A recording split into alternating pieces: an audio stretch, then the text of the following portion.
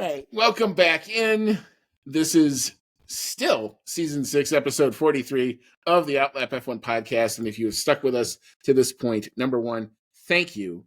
And number two, welcome back in. You've got Andy and I'm along with Cody tonight, and we just wrapped up talking. I think we got all the good stuff in about the Sao Paulo Grand Prix. But now it is time to turn our attention to the point standings for the drivers and the constructors. Cody, I'll let you take the drivers, and I'll chime in with the constructors. All right. So, still at the top, and with a considerable gap now, hopefully enough to come close to sealing in the championship. We've got Max Verstappen for Red Bull with 393 points. In second place, Lando Norris for McLaren got 331. So a difference of 62 points. I believe the math works out that if Max manages to outscore Lando in the next race, he will seal in the Drivers' Championship. Meanwhile, Charles Leclerc is in third place for Ferrari at 307 points. He is, if my math is correct, now mathematically eliminated because he is 86 points behind Max Verstappen.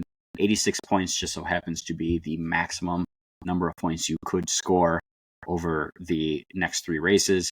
If you won all 3 Grand Prix, you won the sprint race, and you got all the fastest laps. And even then, he would tie Max on points and lose the tiebreaker for having less wins. So he is eliminated. Oscar Piastri in fourth place in the other McLaren at 262 points. Carlos Sainz in fifth place for Ferrari at 244 points. George Russell, pretty good race for him this time out. He's in sixth place for Mercedes. He overtakes Lewis Hamilton in the points now. George Russell is at 192 points, and his teammate Lewis Hamilton is at 190. So very close between the two of them. Sergio Perez hanging out in eighth place in the other Red Bull at 151 points. And then that big gap down to Fernando Alonso in ninth place for Aston Martin at 62 points. And Nico Hülkenberg, despite being disqualified from this race, is still hanging out to 10th place for Haas at 31 points. Nico Hülkenberg hanging on. Here's what that Alpine double podium did. And this normally we don't go beyond the top 10, but I just want to kind of share this. So Nico Hülkenberg has 31. P11 is Yuki Tsunoda on 28. P12 is now Pierre Gasly on 26.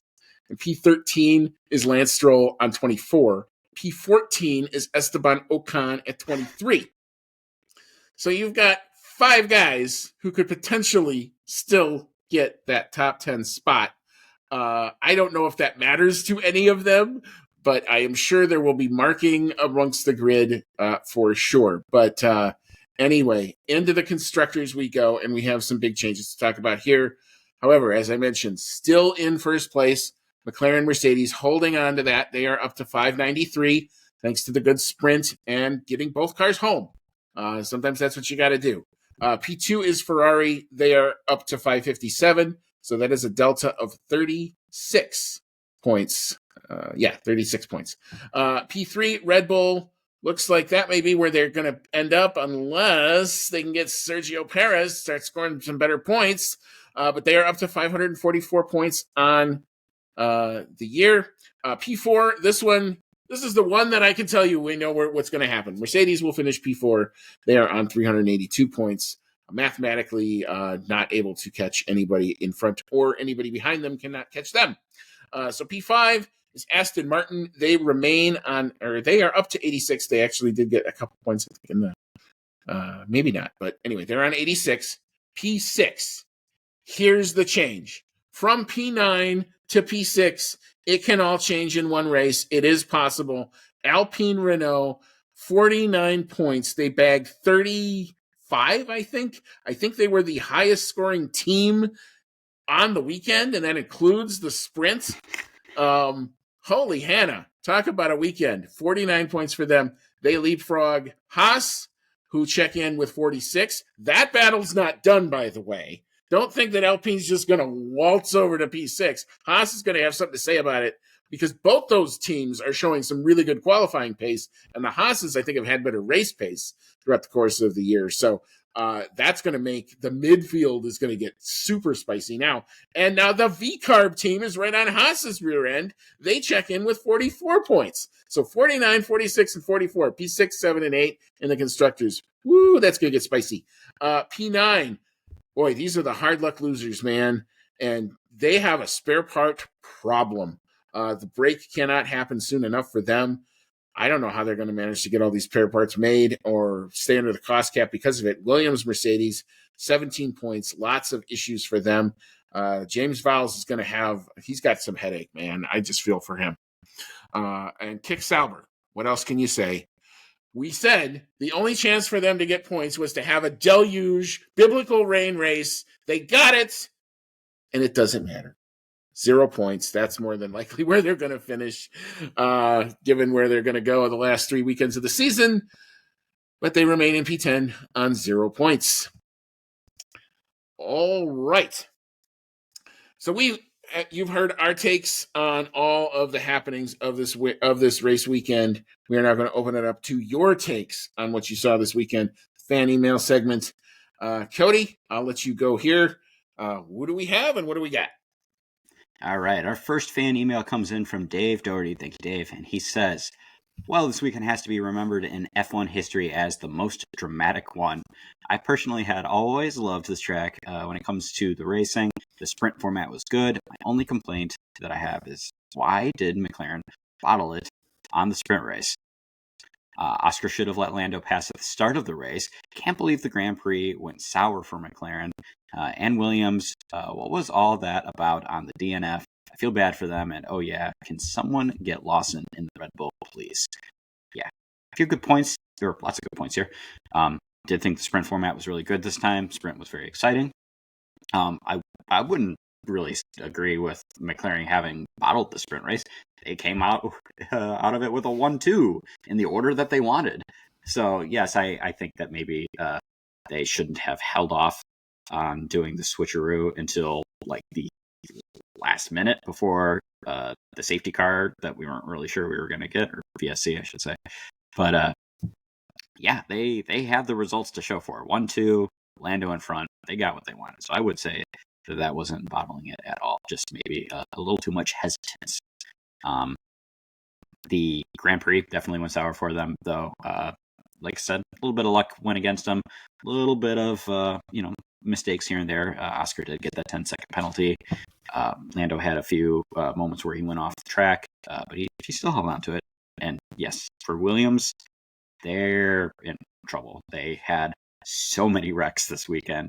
They couldn't even put together Albon's car in time for the race, and that was, probably more than anything caused by the fact that the car was so damaged, and qualifying was on the same day as the race, so it wasn't a lot of turnaround time for that. But even so, a lot of money getting sunk into repairs for them, and they've, fortunately for them, got 3 weeks now to the next race, so they at least have some time to get things put back together. But it's going to be a rough one for them. And on top of that, they seemed like they were going to have a good handle on P8 and championship possibly, and now Alpine just breezes past everyone, so now they're relegated to P9. It's a really hard one for them. Yeah. There's a slow motion shot of one of the Williams mechanics when Colapinto spun. Oh my God. I mean, talk about, and you feel the pain because first of all, I was shocked that they even got one of those cars put back together, let alone both of them, because I saw it in qualifying and I'm like, they might not even make the start. And you couldn't have blamed them if they didn't. Yeah, it's just such a logistical nightmare because they're in the flyaway races. It's not like they're in Europe where they can, try to get something from here to there and it's easy. You got to clear customs. You got to do all this other stuff. It's a logistical nightmare that some poor soul who works on the Williams payroll is going to have to try to manage for the next 3 weeks. So, I just hope that they come through it okay. I mean, they will have prior specs, but they're obviously not going to perform as well.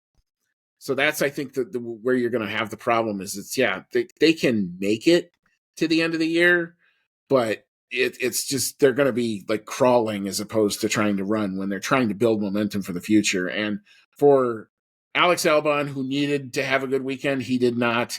And Franco Colapinto, who, was trying to ride high from all of his good effort, this is a bit of a reality check. I think Ali Behrman and Franco Colapinto got a reality check this weekend, that it's not just, you don't just breeze into this sport, because it can bite back at you. As to the McLaren comment, the only thing I would say is what I want, and I don't want to start like doing a postmortem, because there's a constructor fight that they got to get through first. So let's leave it there. But what I want them to do moving forward is they have to be willing to take a little bit more risk when it comes to a lot of how they operate. Because especially, I think once they got to the P1 and the constructors, you could tell that that's where the focus was. And yeah, they were doing the team order bit, and it was the time to do the team order bit, and I understood that.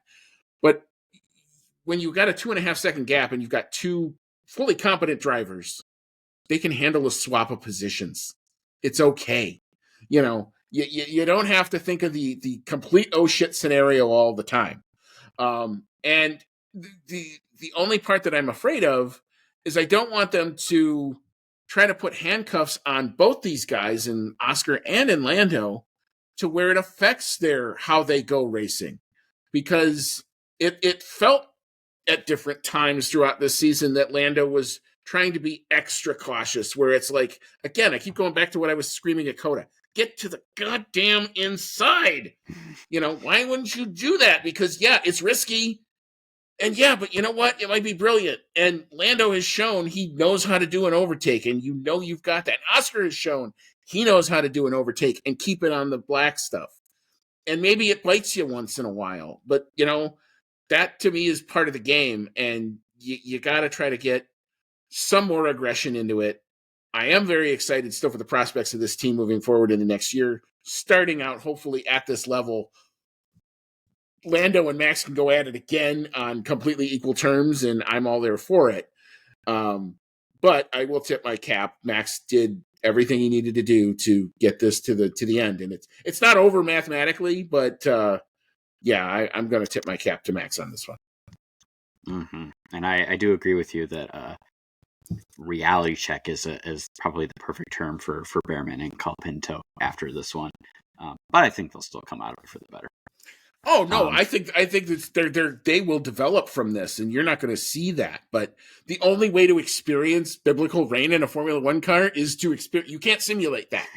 There's no amount of sim time. There's no amount of video gaming you can do that simulates that feeling in that car. So they're going to come out and be better drivers for it in the end. But you had to go through this, it seemed like. Mm-hmm.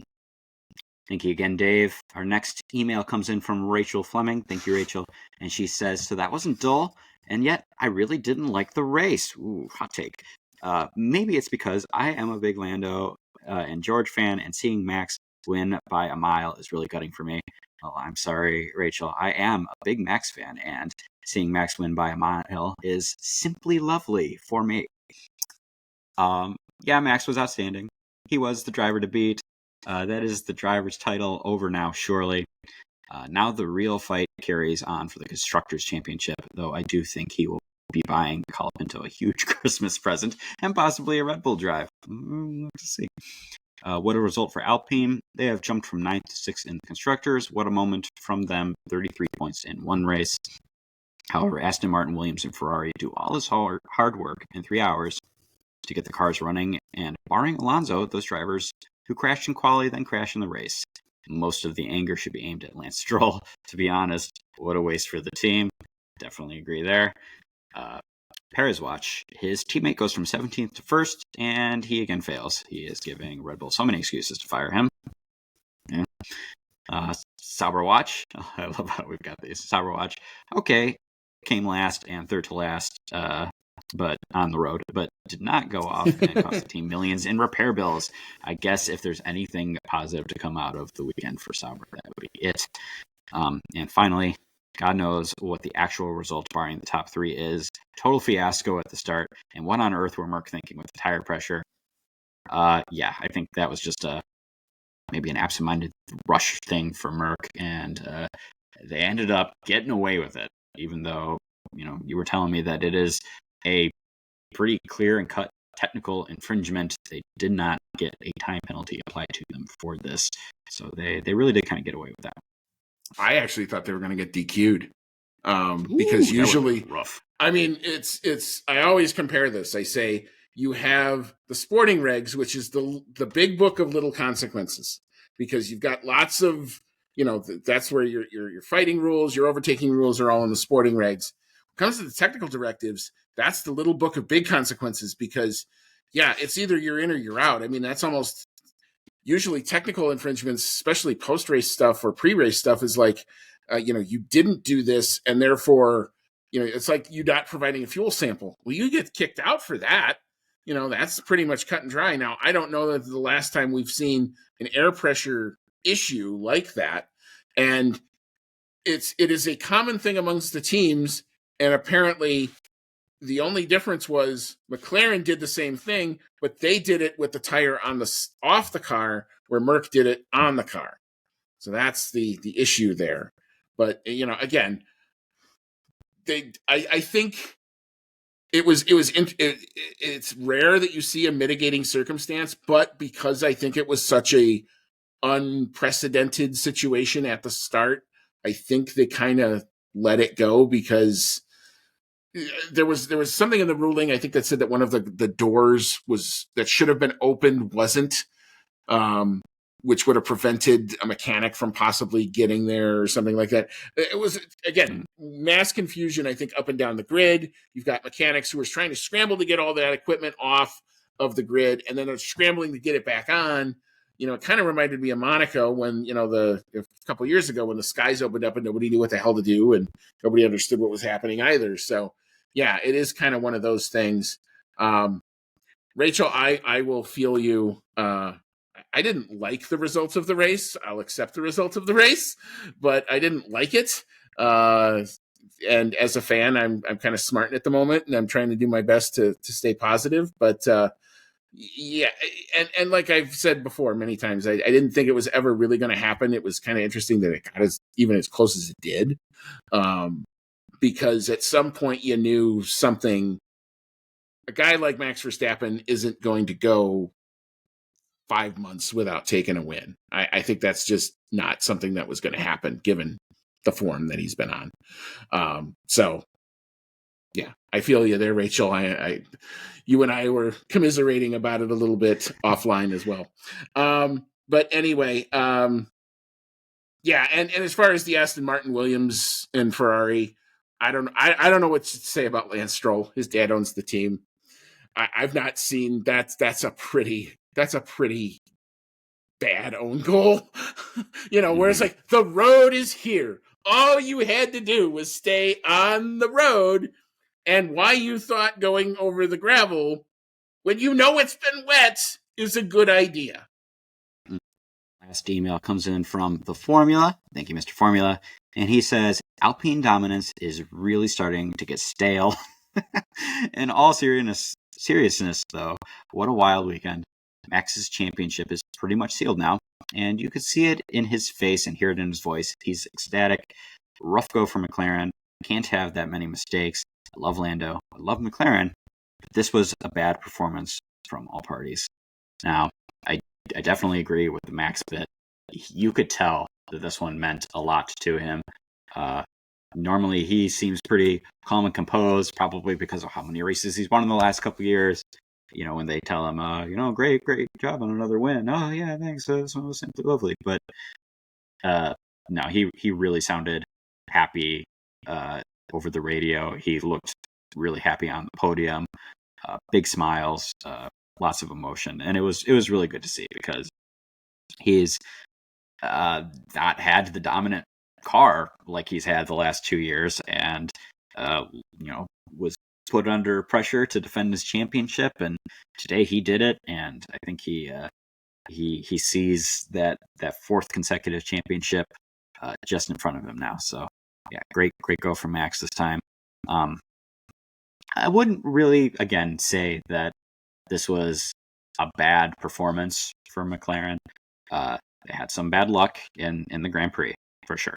And they did have some, little sloppy points, like that Piastri penalty, the few times that Lando went off the track and lost positions. It's a really rough race, and they managed to keep it on track to the end and still get more points than Ferrari did, which, as you've said, the constructors is where you make the money, and they are opening the gap in the constructors. That's probably the more important thing for them to do right now, because that is something that they are leading and they can win. And as you said, the Lando Drivers' Championship would have been gravy. It was a long shot. So I think, and they also got 1-2 in the sprint race. So I think they actually came out of this pretty good. I'm sure Lando is gutted that his, hopes for the Drivers' Championship are now, astronomical. But he's gonna come away from this. It's looking like McLaren will, knock on wood, probably win the constructors title, and they can take that and they can come back next year with this car, which is very strong, and hopefully have a very strong car at the start. I'm really looking forward to next season. I think it's, with how close a bunch of teams have gotten to each other now, I'm really hoping we go into next season at the start with Red Bull, Ferrari, McLaren, hopefully Mercedes, on relatively equal footing. And I think that would be a great cap to this regulation cars. Yeah, I mean, it all looks like it's going to bake into that. And that's, you always hope that it cooks. And if the last set of regulations is anything to go by, it definitely looks like we're going to have some major league battles, and you reset the calendar, you set the thing at 0, and let's see who's quicker. And testing next year, I'm all about getting up for watching 8 hours of that and try to analyze and see what's good, what's not so good, and who's got it and who doesn't. But yeah, I don't know that. Like, I understand the sentiment where it's like, Lando has the not great race start and then the not great restart, but at least he did manage to get it home, and which is better than some other certainly couldn't. And if you want to get on him for the tactical call of making the wing change, which I think dramatically affected that car, that's fair if you want to, but I also think you might have seen them go spin off and have no points and have Ferrari write them on the constructors. And, the McLaren issue was really, I think they were stuck trying to fight a two front war. And you never win when you're trying to do that, because you can't be focused on where you need to be really truly focused. So that's kind of my thought on it. I'm just, again, I like I mentioned when I was talking with Rachel, it's the same thing. I'm disappointed, but I'm still buoyed by the fact, like, hey, we got 5 wins on a season. We hadn't won more than 1 in 10 years. And we're leading the frickin' Constructors Championship, which is something we haven't done in 25 years plus. So if you're going to ask me would I have taken this at the beginning of the season, hell yeah, sign me up. I'm good. The fact that, when it comes to people who, do all the criticizing, and the formula isn't doing this, by the way, he's not. But when I hear the criticizing of Lando, I go, yeah, but he's going up against a machine in Max. It's kind of what he is. He's kind of been designed to do that. And then he goes out and does it, and then people are shocked. You shouldn't be shocked that he does what he does, because this is what he's been literally born and bred to do. So, and he's, as we've seen, he's a guy that you have to keep bringing it for, keep having it, keep put the pressure on. And I think the only way that you're going to beat somebody like that is you have to be on it from the beginning. And when you start with a 6-race hole, I think the delta was something like 50 some points before Miami. that's almost unheard of to kind of come back from that. And the fact that you almost got there, and it's still, again, even had Lando come home P2 and lose only 6 points, it still would have been a stretch, because I think at that point it's back to 50. So, I mean, come on, and I get, the only part that annoyed me with this whole thing was everyone saying that it was just kind of fait accompli, that, oh, now McLaren are the next ones. It's hard to win in this business, man. It's not a foregone conclusion. You still got to do it. All right. Well, thank you so much to everybody who did contribute. I appreciate it. We love talking about Formula One with all of you. For those of you who interacted with us over social media over the course of this weekend through all of the sessions, and Lord knows there were lots of them. Thank you. We do enjoy all the interaction. All right. So it is time for our awards. We're going to start with the rubbish. I have lots of things that I want to throw in the bin. But Cody, I'll let you go first. I like yours too. So what you got? All right. My rubbish award is probably not too much surprise here, going to go to Lance Stroll. You can't make those kind of mistakes when you've been racing as many seasons as Lance Stroll has. And it's stuff like this that is the reason why everyone makes fun of Lance Stroll and hates the fact that he is in a position where he probably won't ever lose his seat until he wants to, because his daddy owns the team. So, yeah, it's painful that that seat isn't going to someone more skilled and more qualified to do it. But yeah, he definitely made a little bit of a fool of himself this weekend. Yep. All right. So I actually have 3. One of which is, and I don't know how you managed to pull this off, but Brazil Circuit managed to do it. I don't know how you repave a track and somehow make it bumpier. Is not the entire point of you repaving a track so that it takes the bumps away? I mean, even Circuit of the Americas, that is in the worst possible spot and has land that heaves and hoes and all this, at least understands how to get rid of a bump. So that it took a track that was such a great overtaking track and really turned it into a single lane highway for a lot of people. Now, again, I give full props to Max for doing what he did. He was the only one that kind of made that work, but nobody else really, it seemed, could pull a whole lot of overtakes off. The only real overtake I saw was Lando on George, and that was at 40 miles an hour coming out of the pit lane there. So, yeah, just a strange thing. I hope they address that, because Interlagos is such a great track. The crowd is great.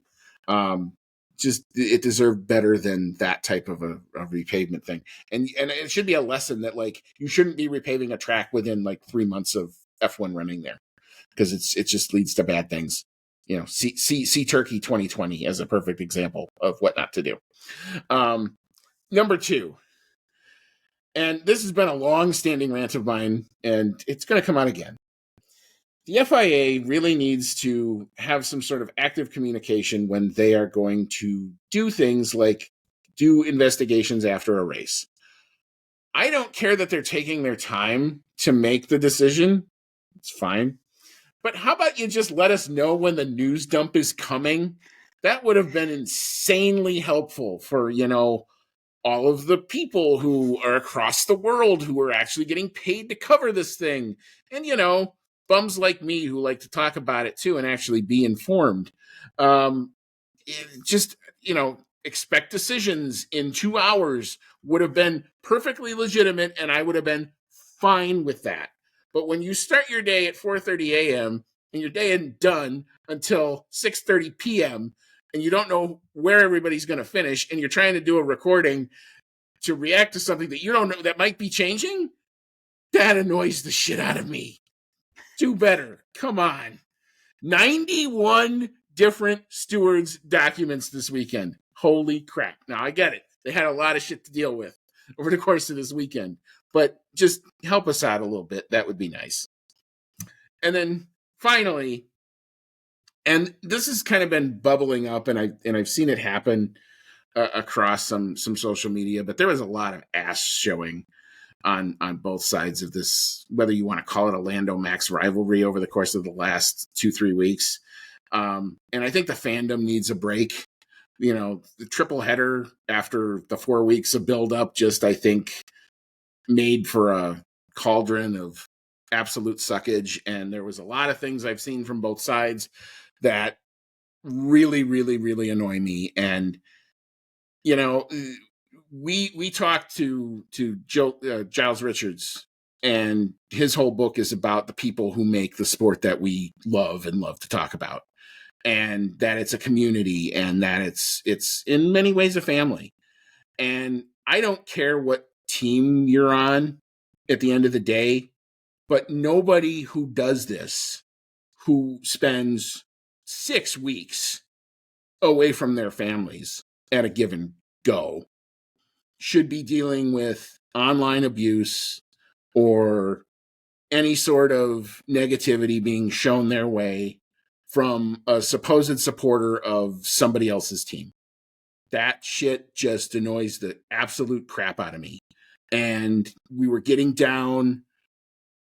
I started the weekend thinking like, okay, we need to really be careful because we're coming on to that Abu Dhabi 2021 feel of just shit on social media, and it felt like we were going to get there. And I'm just here to tell you, I don't care who you claim to support, but if you're abusing anybody who runs this sport or is in this sport, you're not a fan to me. I don't need you. You can go sit on the side and you can go do something else with your time, because that's just absolutely the worst type of behavior I can say. So fuck off if that's what you're going to do. So yeah, let's just hope everybody calms down. Let's enjoy the fact that we got a drivers' championship, even a fight, for what it was. You should be happy for that. And you obviously come back and you were obviously entertained. So that's what this is about. It should not be about that. It just drives me crazy. So let's be better across the board. Totally agree. All right. So we'll move on to our analysis paralysis. Cody, I'll let you go first. I've been ranting for a bit of time here. So what you got here, sir? Yeah, Andy needs to take a breath after that one, but definitely agree with you on those points. All right, my analysis paralysis award is race control had a rough one this time out, but I'm specifically going to give the analysis paralysis to that delayed VSC call on the Hulkenberg DNF during the sprint race. I really think that it was pretty clear right away that we were going to need some kind of intervention beyond just yellow flags for that. He was stopped pretty close to the track. He was definitely stopped. He was going to need to get out of the car at some point, and they were going to have to move it out of the way. So it seemed pretty clear that that was what was going to happen, and yet they just let time drag on and on and on. And, I can understand wanting to let the racing and the action go on as long as possible. But it was turning into a potentially dangerous situation. So I think that they really should have made that call a little more promptly. And then you would have, if you made that call more promptly, you get people out there to take care of business more quickly, and maybe you get back to racing more quickly so that you're not going back to green conditions with like 1 lap left or part of a lap left. Not even a lap. Yeah, I think it was like even a whole lap left. 2/3 of a lap. Yeah. So, yeah, that is my analysis. If I got an analysis paralysis award. Yeah, I'm with you here. I would just say I think race control overall had kind of a bad weekend. And the advice that I would give is you call it like it's the first race of the season. If it's done this way in Bahrain, it should be done this way in Austin. It should be done this way in Brazil. It should be done this way in Abu Dhabi. When you guys go rogue, that's when bad shit happens. I don't understand. Like, if you're going to say we're going to throw double yellows to let everybody finish a qualifying lap, that's fine, but be consistent about it. Don't do this. I'm only going to do this because I feel for somebody here, or I don't feel for somebody here. The good luck and the bad luck, to me, if you are consistent, it will even itself out and everybody will understand. If qualifying sessions have to end and people get bumped because they didn't set a lap earlier in the session, that's on them. That's not on you. So just call it like it's the first race of the season. Be consistent. It's not that hard. All right. All right, so we'll move into our dark horse of the day. And I think I put on here, if this isn't Alpine, this award is done. So I'm giving this one to Alpine for the shocker double podium that, it's going to come out. The story, I guarantee, is going to come out. There's going to be somebody who put like $5 down on Alpine to get a double podium on, stake or some online casino. And you're going to learn their names from it. But whoever it is, if you want to, spare some scratch, $1, $5 all goes into helping the show make it better. So come on, we know you got it. But yeah, Alpine, great result for them, for a team that has gone through a lot over the course. I think I saw Bruno Famine, who started the season with that team in Bahrain for the 8 hours of Bahrain in WEC. So, I mean, there's been turmoil in that team. We've criticized them a lot of times. You got to give it to them this weekend. Great call. Top notch. Yeah, definitely agree with you. It's got to be Alpine for the dark horse this weekend. It resulted in me sending you a wonderful picture of me trying to eat this hat because I had to say it that I would eat the hat. So, yeah, fantastic performance from them. In the end, it's probably going to make them millions of dollars. So, if nothing else, that is a massive bonus to them.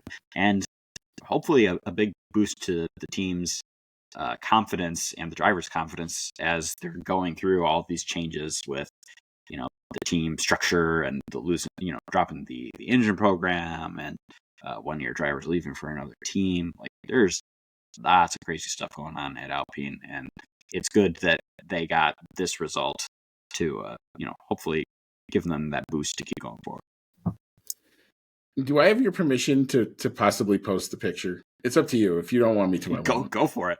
I don't think there's anything embarrassing in there. It's in my bedroom. You might see like a tissue box, for blowing my nose or something. But go for it. All right. So here we're gonna do the total podcast thing.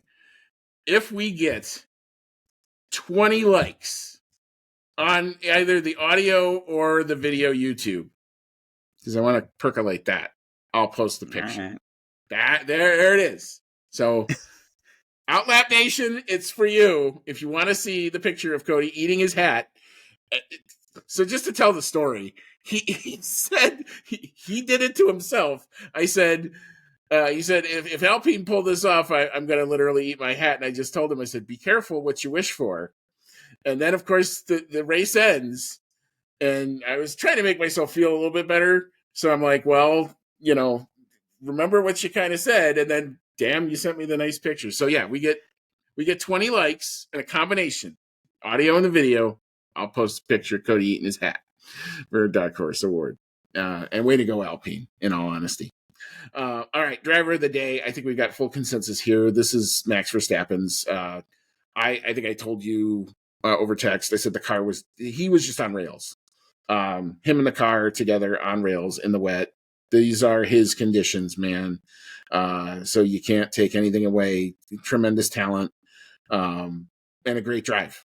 And if this will eventually go into the annals of his Hall of Fame career, which he's going to get to, it's just a matter of the counting stats at this point. But you're going to see this one a lot because he was putting that car in places where nobody else could. He was finding lanes where nobody else could, and he was making overtakes that nobody else could. So for all those reasons, Max Verstappen, easily driver of the day.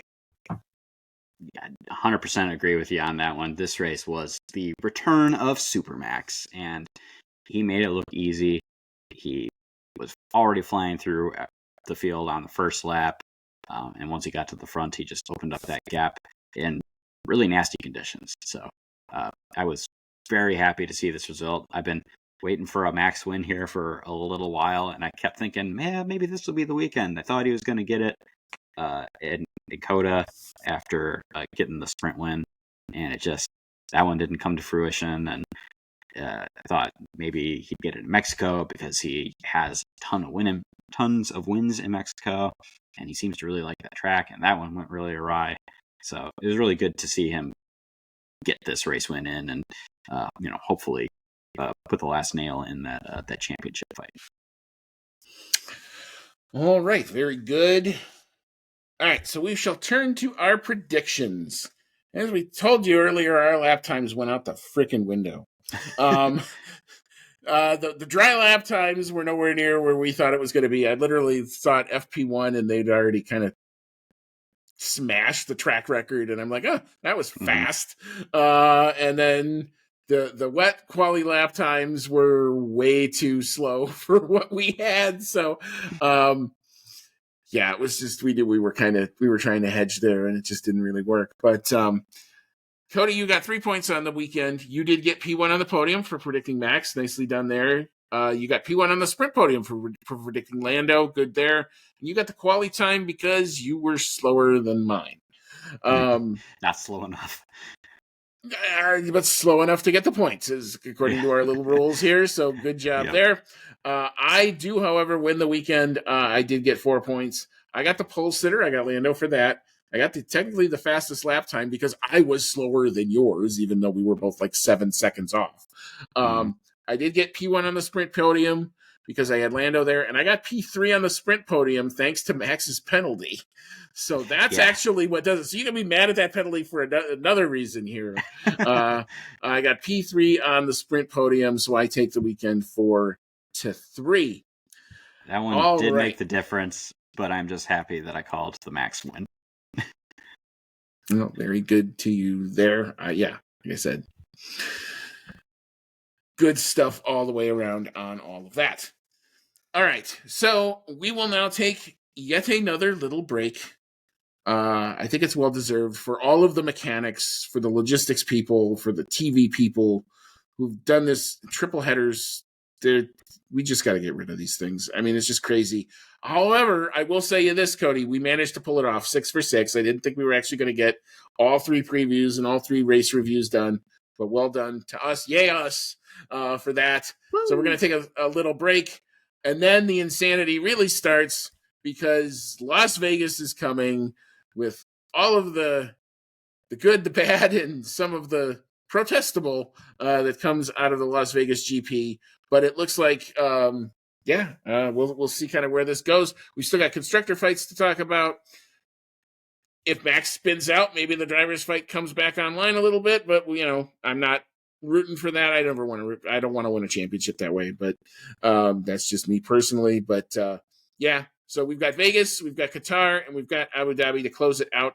Our Abu Dhabi coverage is going to be kind of interesting because Cody and I are actually going to be in Las Vegas at that time.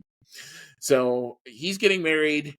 We're going to be celebrating his nuptials in Las Vegas, and we're not exactly sure what we're going to do. So we may have to, the final Abu Dhabi thing may come out a couple days afterwards, but we're going to have to plan that out. Maybe we'll even do something from the room. I don't know.